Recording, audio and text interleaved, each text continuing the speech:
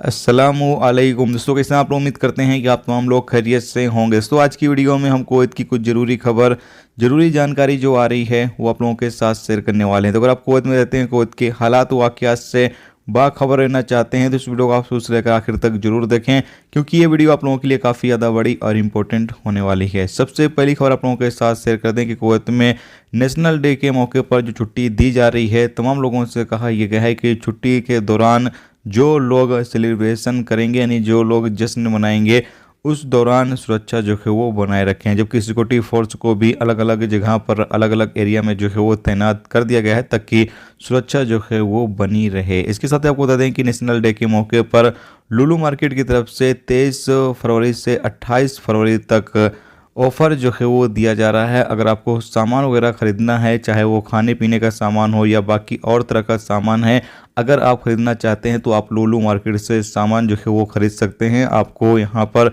Offer मिलेगा और काफ़ी ज़्यादा रेट जो है वो घटा दिया गया है सामानों का। तो आप यहाँ से सामान लेंगे तो आपको काफ़ी ज़्यादा बेनिफिट जो है वो मिलेगा।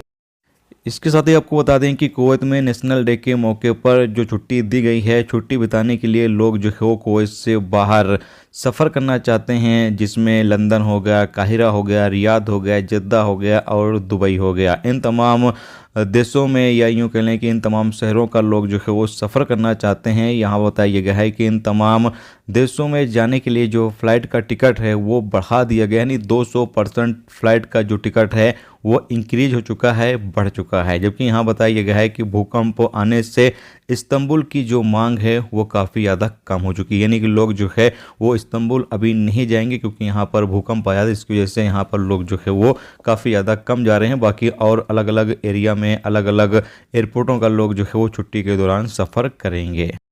इसके साथ अगली अपडेट यह है कि कुवैत में इलीगल गैर मुल्कियों पर लगाम लगाने के लिए कई तरह के कदम उठाए जा रहे हैं।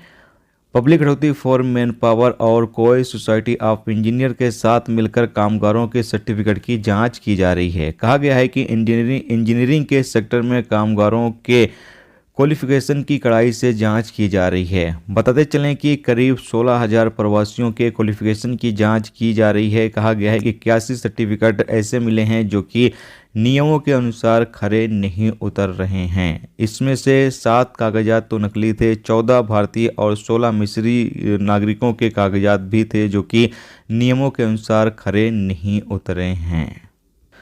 इसके साथ अगली अपडेट यह है कि कुवैत में सार्क और अल कुरैन मार्केट में 9 प्रवासियों को गिरफ्तार किया गया है जो कि इलीगल तरीके से काम कर रहे थे, लेबर लॉ की खिलाफ वर्जी कर रहे थे। इसके साथ ही आपको बता दें कि कुवैत के मुबारकिया, सार्क, बिनीद अलगार, सालमिया और अहमदी के इलाके में भी एक कैंपेन चलाया गया जिसके नतीजे में 27 गैर मुल्कियों को गिरफ्तार किया गया है जो रेसिडेंस और लेबर लॉ की खिलाफ वर्जी कर रहे थे। जबकि हाउली गवर्नेट में भी एक शराब की फैक्ट्री जो है वो पकड़ी गई है, जहां से 3 लोगों को गिरफ्तार किया गया है जो कि शराब की फैक्ट्री जो है वो चला रहे थे। दोस्तों ये थी आज की कुवैत की कुछ ज़रूरी खबर, ज़रूरी जानकारी जो मैंने आप लोगों के साथ जो है वो शेयर कर दी है। उम्मीद करता हूँ ये वीडियो, ये जानकारी आपको अच्छी लगी हो। अच्छी लगी है तो प्लीज़ वीडियो को लाइक करके जरूर जाएँ, और जो दोस्त चैनल पर नए हैं उनसे रिक्वेस्ट है प्लीज़ चैनल को भी सब्सक्राइब जरूर कर लें। वीडियो देखने का तो बहुत बहुत शुक्रिया। मिलते हैं नेक्स्ट टॉपिक के साथ, जब तक रखिए अपना ख्याल रखिए। खुदा।